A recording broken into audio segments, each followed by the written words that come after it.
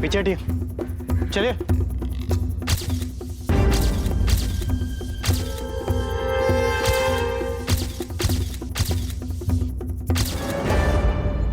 Victim का नाम सत्यम राठौर है, पिछले 1 साल से अपनी बीवी माला के साथ यहाँ रह रहा था। सर पर बार बार हमला करने के बाद भी दोनों हाथों की नसें काटी गई है ताकि बचने का कोई चांस ही न रहे। वैसे इरादा चोरी का तो नहीं लगता, घर का सारा सामान अपनी जगह पे ही है। जी सर, अलमीरा और ड्रॉवर्स भी लॉक है और लगता नहीं किसी ने जबरदस्ती खोलने की कोशिश की। तो जब मर्डर हुआ घर में कौन कौन था? सर कोई नहीं, बीवी मायके गई हुई होशंगाबाद, पड़ोसियों ने उन्हें इन्फॉर्म कर दिया है। मेरी भी बात हो गई। तो बॉडी किसे मिली? एक पड़ोसी ने, सुनील अग्रवाल।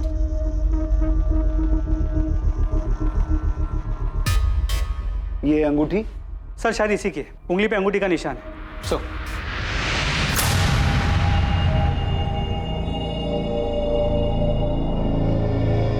रात में शायद यहाँ पार्टी हुई है, 3 लोग थे। बीवी मायके गई है तो रोकने वाला भी कोई नहीं होगा। हो सकता है शराब ज्यादा हो गई, कहासुनी बढ़ गई हो। पड़ोसियों से पता करो, कल रात किसी ने झगड़े की कोई आवाज सुनी थी या फिर घर में किसी को आते जाते देखा हो? सर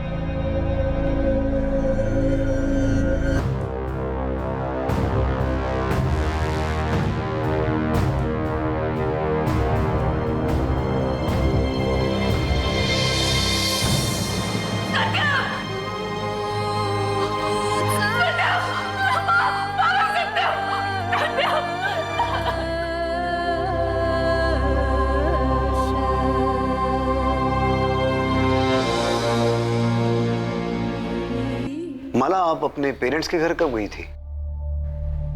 ये 4 दिन पहले हमारे घर आई थी। माला की तबीयत कुछ दिनों से ठीक नहीं थी, तो हमने ही कहा कि हमारे साथ आके रहे। और सत्यम का परिवार? सत्यम के माता पिता की कुछ साल पहले एक एक्सीडेंट में डेथ हो गई थी। मैं उसके पिता को जानता था और सत्यम को भी। बहुत होनहार लड़का था, मेहनती, जो कुछ भी बनाया था उसने अपने दम पे बनाया था। मैं बहुत गर्व करता था उस पर, इसीलिए मैंने अपनी माला का रिश्ता उसके साथ तय किया था और इनकी शादी के बाद हम ही उसका परिवार थे। तो आप बता सकते हैं कि सत्यम के साथ ये सब कौन कर सकता है? सत्यम का किसी के साथ कोई झगड़ा, कोई दुश्मनी? नहीं इंस्पेक्टर साहब, वो सत्यम तो बहुत ही शांत स्वभाव का लड़का था। हमें सत्यम की लाश के पास से ये अंगूठी मिली है, ये सत्यम की है?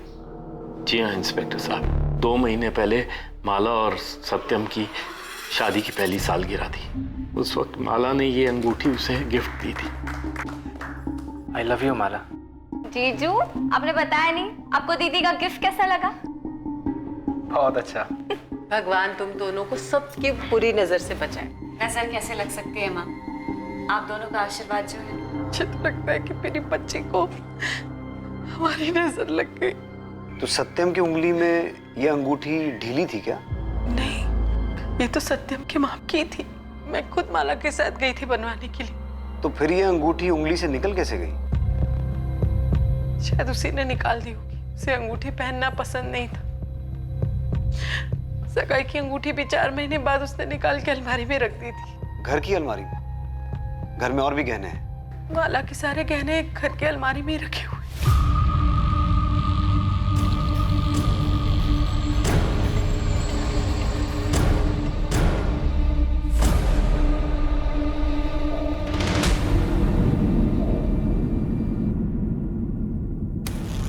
ये सत्यम की सगाई की अंगूठी है। आप हमेशा ये गहने घर पे रखती हैं? जी। इंस्पेक्टर, सर पे चोट के 3 निशान हैं, यानी 3 बार वार किया गया है। लोहे की रॉड से या ऐसी ही किसी और चीज से। हाथों की नसें गहराई तक काटी गई हैं और ये रिंग फिंगर पर निशान भी है, यानी हाल फिलहाल में रिंग यहाँ से उतारी गई है। बॉडी पर लड़ाई झगड़े के और कोई निशान? नहीं, इसके अलावा बॉडी पर और कोई निशान नहीं है। मौत का समय? प्रिलिमिनरी रिपोर्ट्स के हिसाब से रात 10 से 1 बजे के बीच का टाइम रहा होगा। अभी डिटेल इन्वेस्टिगेशन होना बाकी है। किलर सत्यम को मारने का कोई मौका छोड़ना नहीं चाहता था। सर पर 3 बार हमला करने के बाद भी हाथों की नसें काटी गई। ये क्राइम ऑफ पैशन लगता है। कोई या तो सत्यम से बहुत गुस्सा था या फिर नफरत करता था। कातिल ने घर में पड़े गहनों को हाथ तक नहीं लगाया, जबकि अलमारी की चाबी वहीं गद्दे के नीचे रखी हुई थी। पर सर घर के बाकी सामान में से भी कुछ गायब नहीं है। मेरी माला से बात हुई। तो अगर इरादा चोरी का नहीं था तो कातिल ने सत्यम की उंगली से वो अंगूठी निकाली क्यों होगी? सर ये हो सकता है कि जब सत्यम के सर पे वार हुआ और वो गिरा, गिरते समय उसके उंगली से वो अंगूठी निकल गई। ऐसा हो सकता है यादव, लेकिन माला की माँ दिव्या ने बताया था कि वो अंगूठी सत्यम के हाथ में एकदम फिट थी और सत्यम की बॉडी पर लड़ाई झगड़े का कोई निशान नहीं है। तो फिर वो अंगूठी उसकी उंगली से निकली कैसे होगी? सर मुझे लगता है सत्यम के मर्डर के पीछे उन्हीं दो लोगों का हाथ है जिनके साथ उसने पार्टी की। एक बार वो दोनों मिल जाए तो इस अंगूठी का मसला भी सुलझ जाएगा। और उन दोनों में से शायद एक औरत थी, हो सकता है वही झगड़े का कारण रही हो और सत्यम की मौत का भी।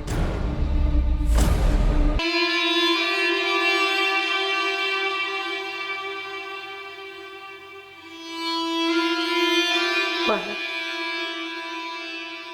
तूने सुबह से कुछ नहीं खाया है। चाहकर भी खुद को यकीन नहीं दिला पा रही हूँ माँ। ये सत्यम अब नहीं रहा, किसी ने उसे हमसे छीन लिया है। ऐसा क्यों हुआ माँ?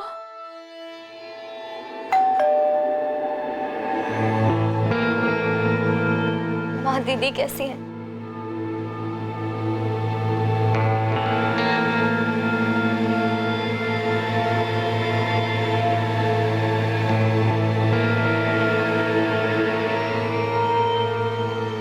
सत्यम के कॉल लॉग्स के हिसाब से 11 सितंबर को शाम 7 बजे उसने पारुल आपको फोन किया था। हाँ, सत्यम जीजू का कॉल आया था। क्या बात हुई थी? एक्चुअली मैं 2 दिन से दिल्ली में थी, मेरा बैंक पीओ का एग्जाम देने गई थी। उनका परसों कॉल आया था सर, ये पूछने की एग्जाम की प्रिपरेशंस कैसी जा रही हैं और बेस्ट ऑफ लक विश करने। माला, ये आपका है? जी नहीं। माला, हमें आपसे अकेले में कुछ बात करनी है।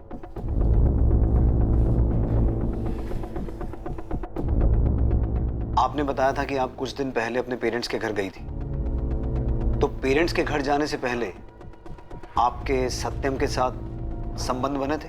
ये सब क्या पूछ रहे हैं सर आप? इसका सत्यम के खून से क्या लेना देना? दरअसल हमें ऐसा शक है कि आपके पति सत्यम का किसी के साथ अफेयर चल रहा था। पागल हो गए क्या सर आप? कुछ भी कह रहे हैं? अरे एक कॉम्पैक्ट क्या मिल गया आपको? आपको लगता है कि उनका अफेयर चल रहा था किसी औरत के साथ? मेरे पति मुझसे बहुत प्यार करते थे सर, और मैं भी। मर्डर हुआ है उनका, उनके खूनी को ढूंढने के बजाय आप उन्हीं के कैरेक्टर पे उंगली उठा रहे हैं। आपके घर से इस कॉम्पैक्ट के अलावा हमें यह भी मिला है आपके बेडरूम के डस्टबिन से। हम आपकी कंडीशन समझते हैं, लेकिन कातिल तक पहुंचने के लिए हमारे लिए सच जानना जरूरी है। हमें शक है कि जिस रात सत्यम का खून हुआ था, उस रात वो अपने घर पर किन्हीं 2 लोगों के साथ पार्टी कर रहा था, और उनमें से शायद एक औरत थी। सत्यम ने उस औरत के साथ शारीरिक संबंध बनाए और उसके बाद उन लोगों में किसी बात को लेकर कहासुनी हो गई, जिसकी वजह से सत्यम का खून हुआ। सत्यम के ऐसे खास दोस्तों के बारे में बता सकती हैं? कौन हो सकते हैं वो लोग? मुझे ये सब नहीं पता सर। देखिए इंस्पेक्टर साहब, मैं आपको पहले भी कह चुका हूं कि सत्यम बहुत ही शरीफ लड़का था।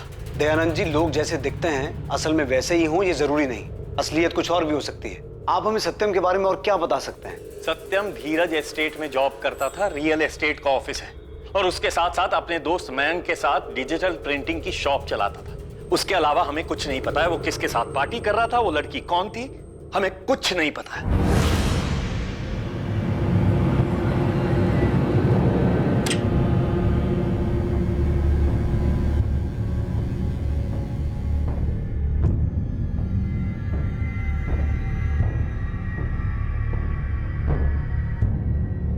बेटा, तूने सुबह से कुछ भी खाया पिया नहीं, थोड़ा सा दूध पी ले।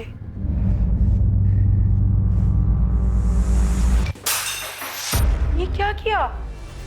सब कुछ धोखा था। सत्यम मेरे पीठ पीछे दूसरी औरतों के साथ। तुझे होश भी है? तू क्या कह रही है? सच कह रही हूँ। जब मैं यहाँ अपना और हमारे होने वाले बच्चे का ध्यान रख रही थी, तब वो वहां अपने दोस्तों और उन औरतों के साथ रंगरलियां मना रहा था।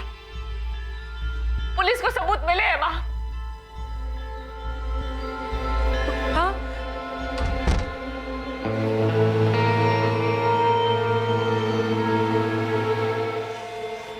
कितनी गर्मी है।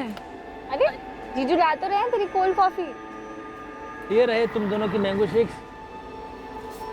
अरे पर मैंने तो कोल्ड कॉफी मंगाई थी।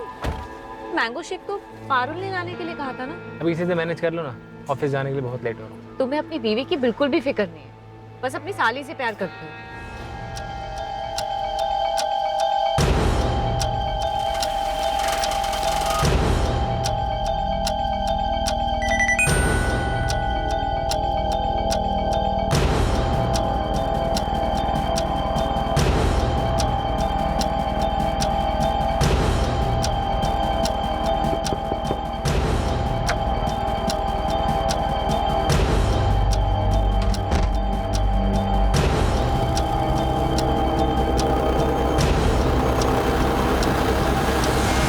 मुझे बहुत डर लग रहा है, अजीब सी फीलिंग आ रही है।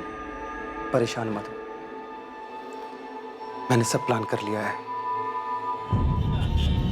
जी सर, सत्यम यहाँ काम करता था, बहुत ही सुलझा हुआ आदमी था, कभी किसी के साथ कोई झगड़ा तकरार कुछ नहीं। और दोस्ती, मेरा मतलब यहाँ ऑफिस में उसका कोई खास दोस्त था, कोई आदमी या कोई औरत? सर वो तो सबसे अच्छे से बात करता था, मुझे इस बारे में ज़्यादा पता नहीं, लेकिन किसी के साथ उसे घुलते मिलते नहीं देखा। 11 सितंबर जिस रात उसका मर्डर हो, वो यहाँ ऑफिस से कितने बजे निकला था? रोज की तरह 5 बजे। वो हर रोज शाम 5 बजे यहाँ से निकलकर अपनी शॉप जाता था, फाइन क्राफ्ट प्रिंटिंग। जी सर, फाइन क्राफ्ट प्रिंटिंग मैंने और सत्यम ने साथ मिलकर शुरू की थी सर। डिजिटल प्रिंटिंग शॉप है सर। कब शुरू की थी ये शॉप? 6 महीने पहले। और तुम सत्यम को कब से जानते हो? सर हमारी दोस्ती पुरानी थी, करीब 4-5 साल पुरानी। दोस्ती अगर इतनी पुरानी है तो घर में भी आना जाना होता होगा? हाँ सर, पहले तो अक्सर साथ ही होते थे, लेकिन जब शादी हो गई तो थोड़ा आना जाना कम हो गया। तो जब माला घर पे नहीं रहती होगी, तुम लोग आपस में पार्टी तो करते होगे? हाँ सर, कभी कभी। तो फिर मर्डर वाली रात पार्टी में ऐसा क्या हुआ था तुम दोनों के बीच कि तुमने सत्यम को मार ही दिया? ये आप क्या बोल रहे हैं सर? उस रात मैंने उसके साथ कोई पार्टी नहीं की। इनफैक्ट मैं 1 महीने पहले आखिरी बार उसके घर गया था, और मैं उसको क्यों मारूंगा सर? वो मेरा दोस्त था। लेकिन मयंक, आंकड़े यही बताते हैं कि आखिर में दोस्ती दुश्मन निकलते हैं। मुझे सच सच बताओ, तुम्हारी प्रिंटिंग की दुकान को लेकर आपस में कोई झगड़ा था? सर ऐसा कुछ नहीं था, और ना ही मैंने कुछ किया। दूसरी बात यह है सर कि सत्यम माला भाभी को कभी धोखा दे ही नहीं सकता। सत्यम तो माला भाभी पे जान छिड़कता था, और वो कभी नहीं चाहता था कि माला भाभी को किसी चीज की कमी महसूस हो। इसीलिए वो जॉब के साथ साथ बिजनेस बढ़ाने में भी लगा था। मर्डर वाली रात 11 सितंबर को सत्यम कितने बजे निकला था दुकान से? वैसे तो वो रोज 10 बजे निकलता था, उस दिन उसको कुछ काम था तो 7 बजे निकल गया था। क्या काम था? ये तो पता नहीं सर, उसने किसी को कॉल किया और वो निकल गया।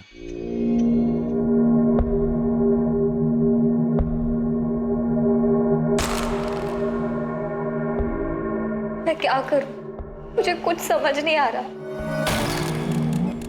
पारुल, तुम बेकार में टेंशन ले रही हो, मेरा यकीन करो कुछ नहीं होगा।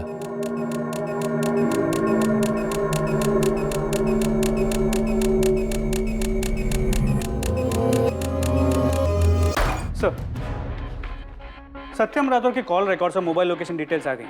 उस शाम 7 बजे के आसपास उसने सिर्फ पारुल को फोन किया। पारुल तो दिल्ली गई हुई थी एग्जाम देने के लिए, तो उससे मिलने के लिए तो नहीं निकला होगा। उसके मोबाइल लोकेशन डिटेल के हिसाब से फाइन क्राफ्ट प्रिंटिंग से वो कमता नगर की ओर गया था, तो वहां से करीब रात 10 बजे के आसपास अपने घर वापस आया। अगर घर में पार्टी हुई थी तो प्लानिंग भी हुई होगी, दोस्तों को फोन किया गया होगा, या फिर हो सकता है कि पार्टी का प्लान पहले से ही बना हो, वो अपने दोस्तों से मिलने कमता नगर गया हो और उन्हें लेकर अपने घर चला गया हो। इस सत्यम का बैकग्राउंड चेक करने के लिए मैंने एक आदमी को काम पे लगा दिया। वो कहाँ जाता था, क्या करता था, ये सभी डिटेल्स जल्दी मिल जाएंगी। गुड। लेकिन इस सत्यम का कैरेक्टर पकड़ में नहीं आ रहा है। एक तरफ बीवी कह रही है कि बहुत प्यार करता था, और दूसरी तरफ बीवी के घर से जाते ही ऐसी पार्टीज करता था जिसके बारे में किसी को कुछ पता ही नहीं है। सर एक बात और, अपने क्लाइंट्स, ऑफिस स्टाफ और फैमिली के अलावा हाल फिलहाल में इसकी किसी अमन सैनी से 1-2 बार बात हुई। अमन, आप सत्यम के दोस्त थे? जी सर। कब से जानते थे उसे? तकरीबन 1 साल पहले सर, काम के सिलसिले में उससे मुलाकात हुई थी। बातें तो रोज़ रोज़ नहीं होती थी सर, लेकिन जब कभी भी हम मिलते थे तब काफ़ी बातें होती थी। तो कभी बातों बातों में सत्यम ने आपसे किसी औरत का जिक्र किया? नहीं सर, ऐसा तो उसने कभी कुछ नहीं कहा, और सर उसको देखकर भी ऐसा कभी कुछ लगता नहीं था कि उसका किसी दूसरी औरत के साथ चक्कर रहा होगा। 11 सितंबर की रात 10 से 1 के बीच में तुम कहाँ थे? घर पे था सर। लेकिन आप ये क्यों पूछ रहे हैं? उस रात सत्यम ने अपने घर में 2 लोगों के साथ पार्टी की थी, और उनमें से एक औरत भी थी। नहीं सर, ना तो मैं वहाँ था और ना ही इस बारे में मैं कुछ जानता हूँ। और सर उसकी वाइफ प्रेग्नेंट है, मैं सत्यम को ऐसी किसी भी चीज में सपोर्ट नहीं करता। ठीक है अमन, तुम जा सकते हो। Thank you sir.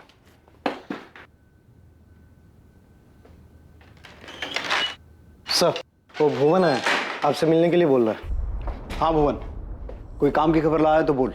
जी साहब, बिल्कुल पक्की खबर है। ये अपना सत्यम काफी शौकीन आदमी था। महीने में कई बार लाल मंडी के चक्कर लगाता था।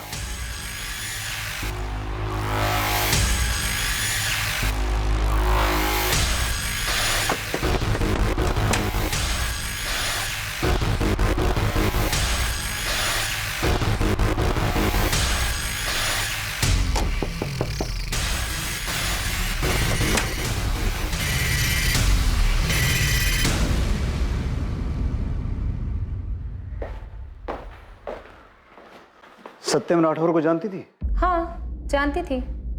दुख हुआ सुनकर। अच्छा आदमी था। शायद तुम्हें इतना अच्छा लग गया कि तुमने उसे शादी के लिए कहा, और जब उसने मना कर दिया तो तुमने उसे मार दिया।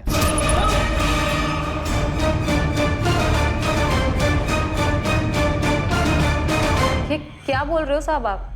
प्यार, शादी, खून, आप लोगों ने तो पूरी कहानी बना दी। साहब मैं धंधा करती हूँ, पैसों के लिए उसके साथ सोई थी। ये किसी और का पाप मेरे गले पे मत डालिए। 11 सितंबर की रात तुम उसके घर गई थी या नहीं? नहीं गई थी साहब। लोग मेरे पास आते हैं, मैं लोगों के पास नहीं जाती। तो सत्यम में ऐसा क्या था जो वो तुम्हें अच्छा आदमी लगा? साहब मेरे पास सब चमड़ी के लिए आते हैं। काम हुआ और निकल गए। लेकिन सत्यम वैसा नहीं था। वो 4 से 5 बार आया होगा मेरे पास, सोया भी है मेरे साथ। लेकिन एक अलग ही सलीके वाला आदमी था।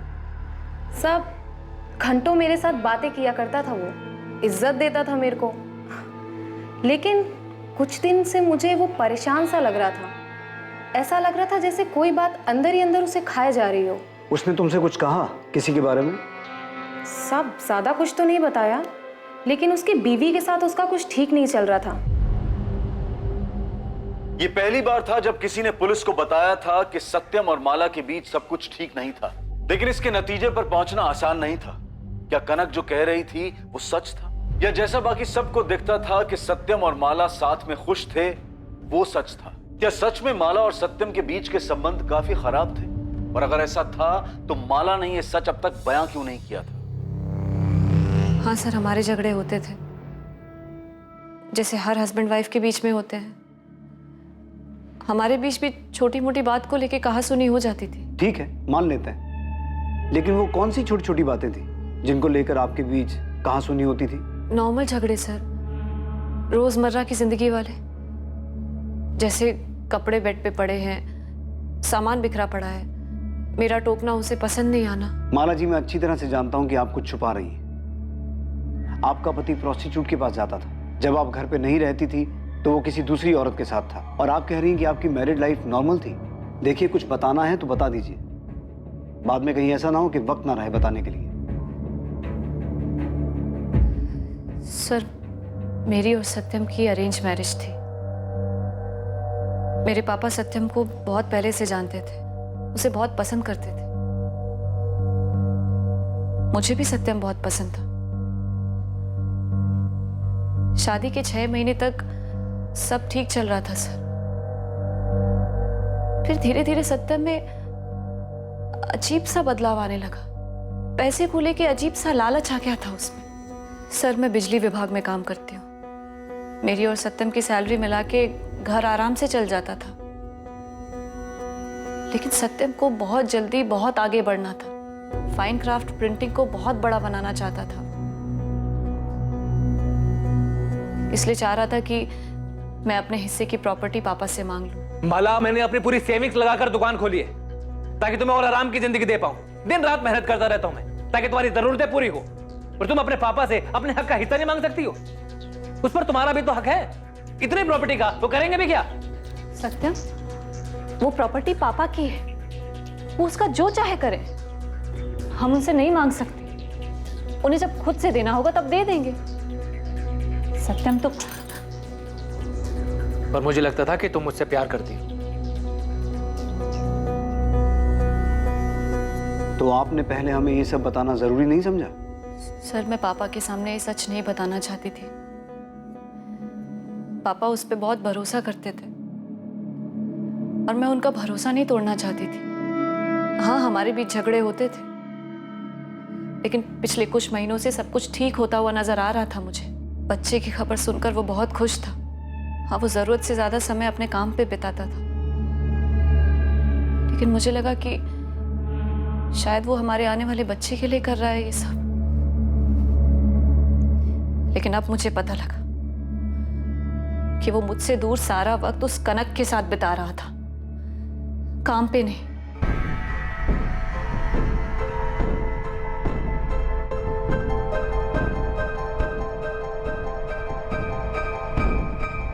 मुझे बहुत डर लग रहा है।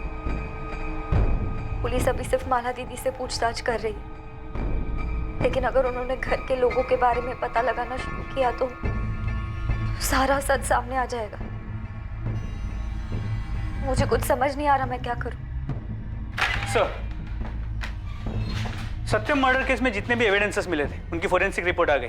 अजीब बात यह है कि जो 3 विस्की के ग्लासेस मिले थे उनमें से सिर्फ एक पर फिंगरप्रिंट्स मिले, वो भी सत्यम के। बाकी के दोनों ग्लासेस बिल्कुल क्लीन है, कोई फिंगरप्रिंट्स नहीं। वो बाकी के जितने भी एविडेंसेस थे उन पर भी सत्यम के अलावा और किसी के फिंगरप्रिंट्स नहीं मिले, ना उस कॉम्पैक्ट पाउडर पे और ना उन खाने की प्लेट्स पे। यानी कि मर्डर के बाद निशान मिटाए गए। इतना ही नहीं सर, जो 2 कॉन्डम्स हमें डस्टबिन से मिले थे उन्हें यूज नहीं किया गया था। उनमें से ना कोई सीमेन मिला है और ना ही कोई डीएनए सैंपल। और सर, सत्यम की डिटेल्ड पोस्टमार्टम रिपोर्ट आ गई।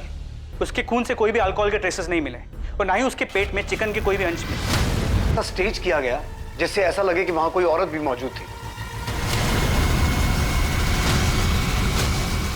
सर, ये भी हो सकता है कि इस केस में कोई औरत इन्वॉल्व ही ना हो, और हो सकता है इस सबके पीछे कुछ ऐसा हो जो अब तक हमारी नजरों से छुपा हुआ हो। और मुझे बार बार माला और उसकी फैमिली पे शक हो रहा है। यादव, पूरी फैमिली की डिटेल निकालो, देखें कौन क्या छुपा रहा है। ये फॉर्म फिल करके आप सबमिट कर दीजिए। कल आपका 12 बजे का अपॉइंटमेंट है।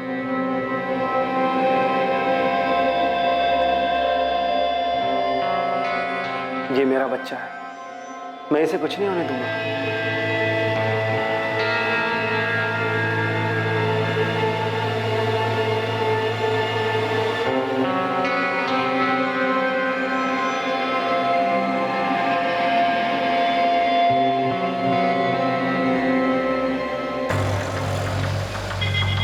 आप माला के साथ बिजली विभाग में काम करती हैं, क्या आप उसके बारे में कुछ बता सकती हैं? माला एक अच्छी लड़की है, वो मेरी दोस्त है इसलिए नहीं बोल रही, बल्कि असल में वो सबकी हेल्प करती है। वो बहुत प्यार करती थी सत्यम से। क्या कभी उसने उनके बीच किसी झगड़े के बारे में बताया? नहीं सर, इनफैक्ट वो सत्यम को सरप्राइज करने का एक भी मौका नहीं छोड़ती थी। कितनी बार तो वो ऑफिस से हाफ डे लेकर निकल जाती थी। पूछने पर यही बोलती थी कि उसे सरदर्द की प्रॉब्लम है, लेकिन सर उसके चेहरे की खुशी से पता चलता था कि वो अपने पति के पास ही जा रही है। आपकी दोस्त ने हमें बताया कि आप अक्सर ऑफिस से हाफ डे लेकर निकल जाती थी, जबकि आपने हमें बताया था कि सत्यम काम के सिलसिले में रात 10 बजे तक घर से बाहर ही रहता था। तो आखिर आप ऑफिस से निकलकर जाती कहाँ थी? मैं घर ही जाती थी सर, और कहाँ जाऊंगी? मुझे माइग्रेन का प्रॉब्लम है सर, इसलिए जब सर दर्द बर्दाश्त के बाहर हो जाता था तब छुट्टी लेकर घर चली जाती थी। तो किस डॉक्टर को दिखा रही थी आप? किसी को नहीं सर, बस थोड़ा सा रेस्ट लेती थी और ठीक हो जाती थी। आपको माइग्रेन की वजह से अक्सर ऑफिस से हाफ डे लेकर जाना पड़ता था, लेकिन आपने आज तक किसी डॉक्टर को दिखाया ही नहीं। ये सब क्या फिजूल के सवाल कर रहे हैं सर आप?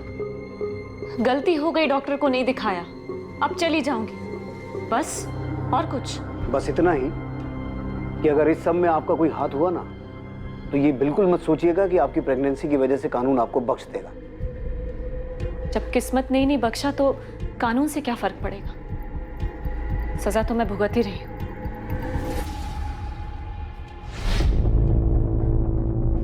डोंट वरी, अंडर एनेस्थेशिया आपको कुछ भी पता नहीं चलेगा। ओके, आप आराम से लेटे रहिए। अगर माला को पता चल गया था कि सत्यम उसे धोखा दे रहा है, तो भी माला को उसे मारने की जरूरत नहीं थी, उसे छोड़ सकती थी। अच्छे घर से, फैमिली सपोर्ट कर। माला की रिएक्शन को देखकर मैं खुद नहीं समझ पा रहा हूँ कि वो सच बोल रही है कि झूठ। लेकिन माला के अलावा सत्यम को मारने का किसी के पास मोटिव नहीं है। सर, माला और उसके फैमिली मेंबर्स के पिछले 5 महीनों के कॉल रिकॉर्ड्स।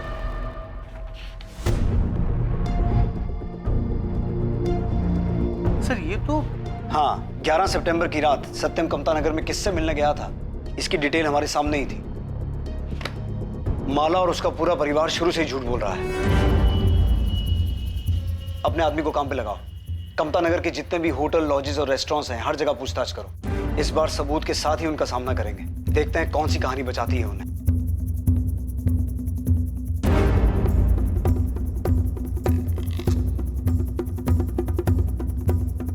खबर पक्की है, ये दोनों कामता नगर आए थे। इन दोनों को ही देखा गया है।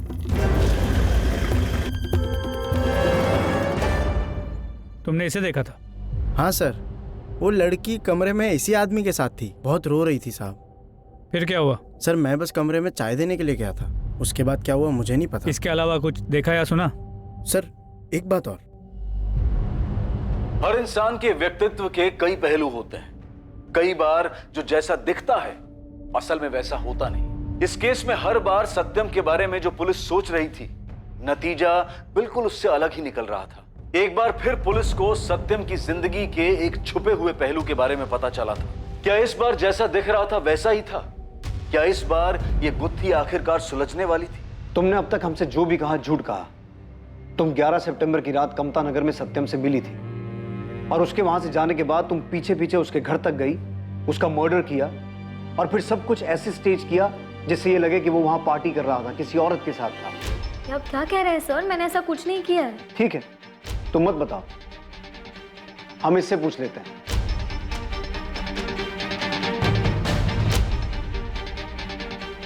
हम सच जानते हैं पारुल। ये रहे तुम्हारे फोन लोकेशन डिटेल्स। तुमने हमसे झूठ कहा था कि तुम बैंक पीओ का एग्जाम देने के लिए दिल्ली गई थी, जबकि तुम यहां भोपाल में ही मौजूद थी। और तो और तुम 11 सितंबर की रात कमता नगर के चंद्रावती लॉज में सत्यम से मिली भी थी। और हम ये भी जानते हैं कि वहां तुम अपने इस दोस्त मनीष के साथ रुकी हुई थी।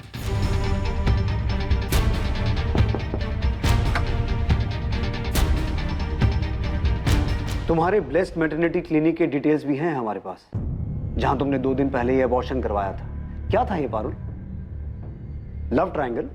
सत्यम के साथ रिलेशन बनाने के बाद तुम्हें मनीष से प्यार हो गया और जब सत्यम ने विरोध किया तो तुमने सत्यम को रास्ते से हटा दिया। वो बच्चा सत्यम का था, इसीलिए अबॉर्ट करवाया। नहीं सर, ऐसा कुछ नहीं था सर। मैं मनीष से प्यार करती हूँ और जीजू ये बात जानते थे, लेकिन मनीष मेरे कास्ट का नहीं है और पापा हमारे रिश्ते के लिए कभी नहीं मानते। और ऊपर से मैं प्रेग्नेंट हो गई सर, इसीलिए मैंने जीजू को मिलने के लिए लॉज में बुलाया था। पारुल, तुम पापा को मनाओ या मैं उनसे बात करता हूँ? पापा नहीं मानेंगे जीजू, और हक कर शादी करने जितने पैसे भी नहीं है हमारे पास, और ना ही मनीष के पास कोई जॉब है। जीजू आप तो समझ सकते हैं ना, आप ही की तरह इसकी फैमिली में भी कोई नहीं है। भैया मैं पारुल से बहुत प्यार करता हूँ, मैं उसे हमेशा खुश रखूंगा। देखो मनीष, पारुल, मैं ज्यादा से ज्यादा तुम्हारे पापा से बात कर सकता हूँ, और क्या कर सकता हूँ। हाँ, लेकिन तुम दोनों की भागने में बिल्कुल मदद नहीं करूंगा मैं। अगर हम मनीष की सर्टिफिकेट्स पर उसका सरनेम चेंज कर दे और आप पापा को कन्विंस कर दे कि मनीष आपके ही गांव से है, आपका जानने वाला है, तो पापा मान जाएंगे। वो आपकी बात कभी नहीं टालेंगे जीजू। तुम पागल हो गई हो?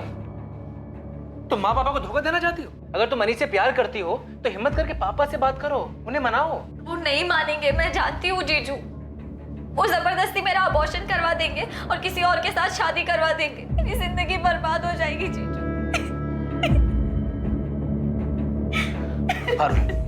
पारुल, ऐसा करने की गलती कभी मत करना। अगर मनीष से प्यार करती हो तो किसी और से शादी मत करो। पारुल, ऐसा करने से 3-3 जिंदगियां बर्बाद हो जाएंगी। मैं जानता हूं कितना दुख होता है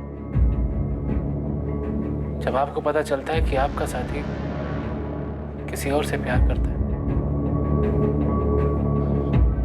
पारुल, अगर सच में तुम मनीष से प्यार करते हो तो अपने पापा से बात करो, कन्विंस करो उन्हें। मैं तुम्हारे साथ हूं। जीजू के जाने के बाद मुझे कुछ समझ नहीं आ रहा था सर। मैं बहुत डर गई थी और घर वालों से लड़ने की हिम्मत भी नहीं थी, इसलिए मनीष के मना करने के बावजूद मैंने अबॉर्शन करवा लिया। सत्यम ने ये क्यों कहा कि जानता है जब आपका साथी किसी और से प्यार करे तो कितना दर्द होता है? माला और सत्यम के बीच में कोई था क्या? माला का किसी के साथ कोई अफेयर था? नहीं सर, ऐसा कुछ नहीं था। जीजू तो बस ऐसे ही। पारुल, सच सच बोलो, क्या बात है?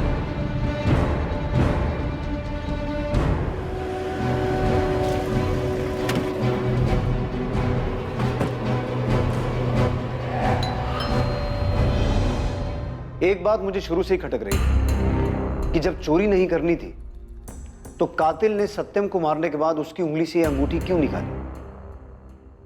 शुरू में ऐसा लग रहा था कि सत्यम ने शायद शादी में बेवफाई की है, इसलिए गुस्से में आकर यह अंगूठी निकालकर फेंक दी गई कि जब प्यार ही नहीं है तो निशानी का क्या फायदा। और असल में यही सच है कि प्यार नहीं था। लेकिन यह मामला सत्यम की बेवफाई का नहीं, तुम्हारी बेवफाई का है। आपका दिमाग तो नहीं खराब हो गया है सर? कुछ नहीं मिला तो हाथ धो के मेरे ही पीछे पड़ गए। जाकर असली खूनी को क्यों नहीं पकड़ते हैं? वही कर रहा हूं। ये हैं तुम्हारे दूसरे नंबर के पिछले 2 साल के कॉल रिकॉर्ड्स, जिसके बारे में तुमने हमें बताया नहीं था, लेकिन हमने पता लगा लिया।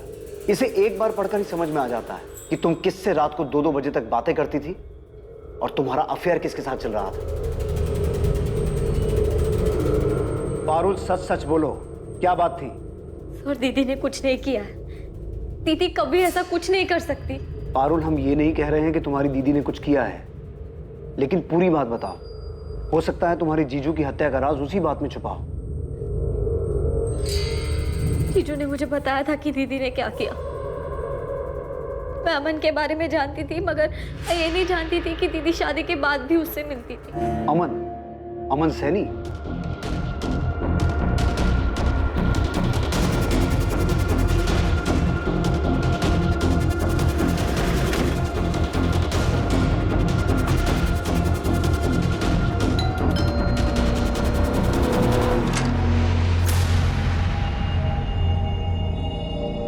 हम जानते हैं माला कि तुम्हारा और अमन का पिछले 2 साल से अफेयर चल रहा था, जिससे तुम अपने इस दूसरे नंबर 444219821 से रेगुलर टच में थी। नहीं सर, ऐसा नहीं है सर जैसा आप सोच रहे हैं। अमन ने अपना जुर्म कबूल कर लिया है माला।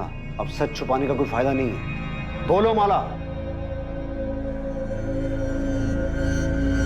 सर, मैं सत्यम से शादी करने के पहले से अमन से प्यार करती थी।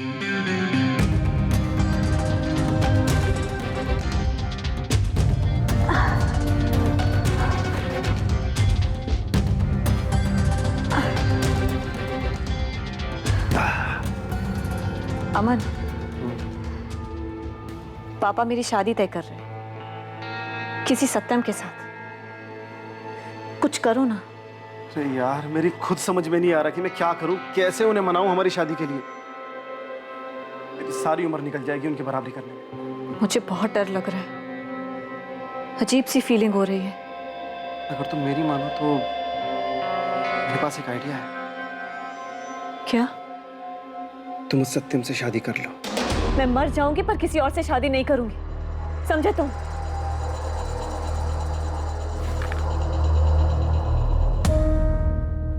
तुम परेशान मत हो माला, मैंने सब प्लान कर लिया है।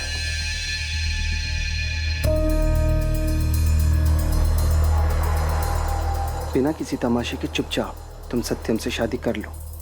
6 महीने हंसी खुशी उसके साथ रहो, सब कुछ परफेक्ट लगना चाहिए। फिर उसे डिवोर्स दे देना। बहाना हम सोच लेंगे या बना लेंगे। सत्यम, मैं नहीं रह सकती तुम्हारे साथ। अरे टाइम कहाँ है तुम्हारे पास मेरे लिए? ये अचानक क्या हो गया तुम्हें? बस बहुत हो चुका है, मुझे तुमसे डाइवोर्स चाहिए।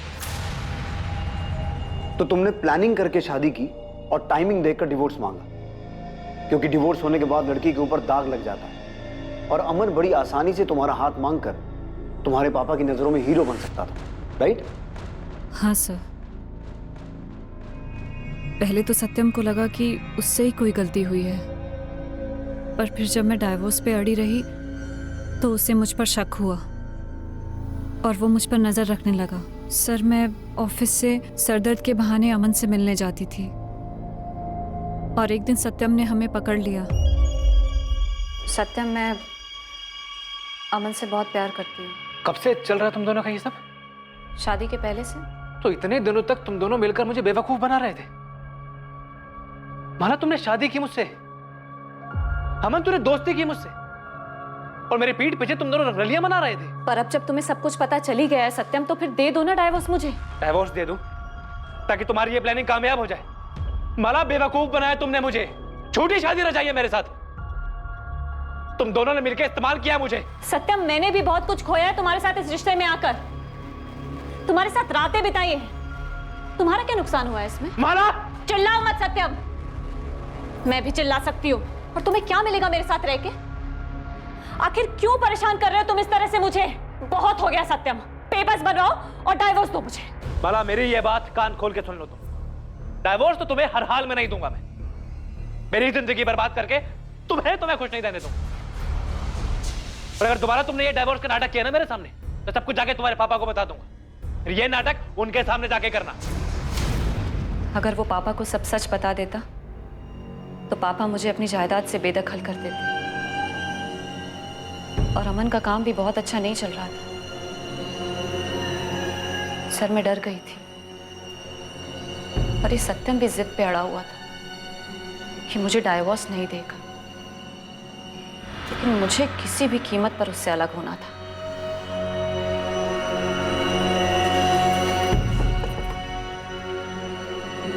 मैं मां बनने वाली हूं सत्यम।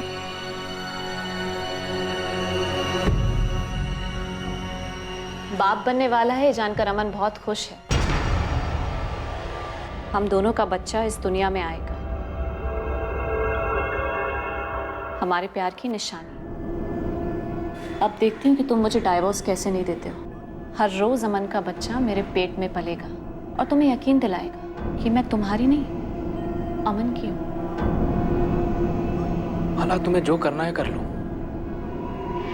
डाइवोर्स तो तुम्हें मैं कभी नहीं दूंगा। सत्यम, वो तो मैं करूंगी। छुटकारा तो तुमसे लेकर रहूंगी, चाहे जो हो जाए। ये जो तुमने मुझे पल पल अपने साथ बांध कर रखा है ना, पछताओ। ये चाहे जो हो जाए। ये जो तुमने मुझे पल पल अपने साथ बांध कर रखा है ना, पछताओ। अब उसने मेरे पास और कोई चारा नहीं छोड़ा था। तभी मैंने सोच लिया था कि सत्यम को अब जाना होगा। फिर तब से ही मैंने और अमन ने मिलना बंद कर दिया। फिर मैंने सत्यम और अपने घर वालों को ये दिखाया कि हम में बहुत प्यार है। और सत्यम को भी यही लग रहा था कि मैं इस शादी को एक और चांस देना चाहती हूँ। इसलिए हमारी पहली सालगिरह में मैंने उसे ये अंगूठी दी थी।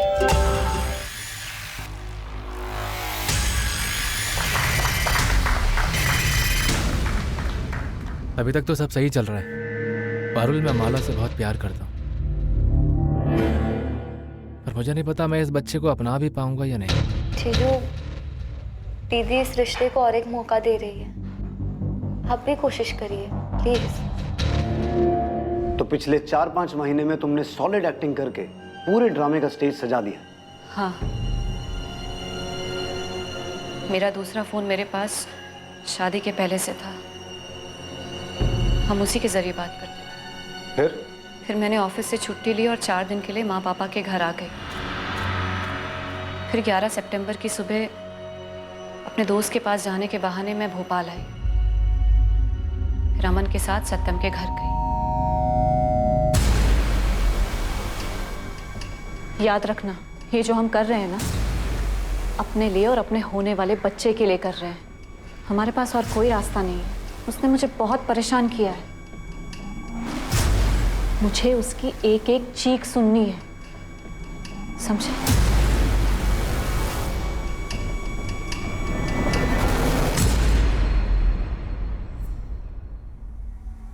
माला के जाने के बाद मैंने घर के अंदर रात होने का इंतजार किया।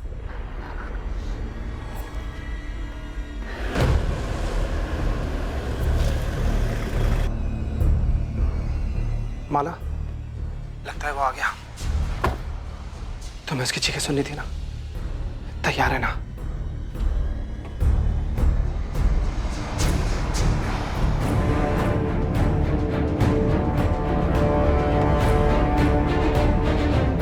इतनी इंटेलिजेंट और टैलेंटेड लड़की को बिल्कुल दबा कर रखा हुआ था नैना ने।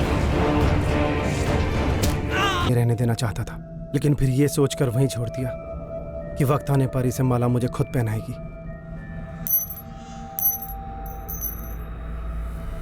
अगर वो खुद मुझे डाइवोर्स दे देता तो हमें उसे मारने की जरूरत ही नहीं होती। सामने से मांग रही थी, लेकिन उस पर तो अहंकार का भूत सवार था। और तुम पर बदले का।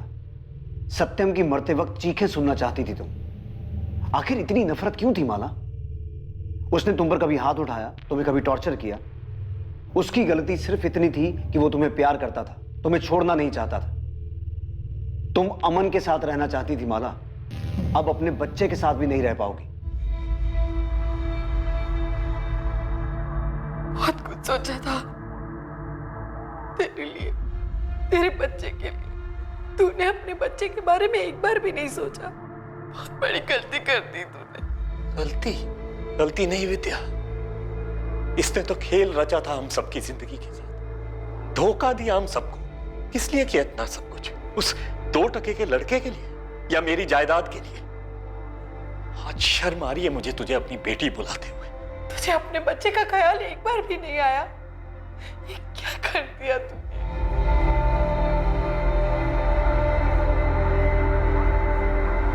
प्यार एक ऐसा एहसास है जो 2 लोगों को आपस में बांध कर रखता है, लेकिन कई बार इस एहसास के बहाव में लोग बिना सोचे समझे सही और गलत की सभी सीमाएं पार कर जाते हैं और जुर्म की राह पर चल पड़ते हैं। माला और अमन का प्यार गलत नहीं था, लेकिन उस प्यार को पाने का रास्ता गलत था। सत्यम का गुस्सा जायज था, शादी के नाम पर उसके साथ खिलवाड़ हुआ था, लेकिन जब इस शादी की नींव ही खोखली थी तो अब उससे किसी भी तरह की उम्मीद लगाना फिजूल था। अच्छा होता अगर सत्यम ये समझकर इस रिश्ते से अलग हो जाता और अपनी जिंदगी को एक दूसरा मौका देता। भावनाओं में बहकर फैसले लेना आसान है, मुश्किल है भावनाओं के बवंडर में भी रिश्ते को बनाए रखना और समझदारी से काम लेना। जहां एक तरफ सत्यम अपनी जान गंवा बैठा, वहीं दूसरी तरफ अब माला और अमन अपनी सारी जिंदगी जेल में बिताएंगे, एक दूसरे से अलग। और कोई गलती ना होते हुए भी उनके होने वाले बच्चे को इस गलती की सजा का भागीदार बनना पड़ेगा। अपराध की नींव पर कभी भी खुशहाल जिंदगी की छत नहीं डाली जा सकती। ये समझना और ऐसे ख्यालों के अंतर्द्वंद से सतर्क रहना बहुत जरूरी है। अब मैं अनूप सोनी आपसे विदा लेता हूं, फिर मुलाकात होगी एक और नए केस के साथ। और याद रखें, क्राइम और आपके बीच में सिर्फ इतना फर्क है कि आप कितने सतर्क हैं। सतर्क रहें, सुरक्षित रहें। जय हिंद।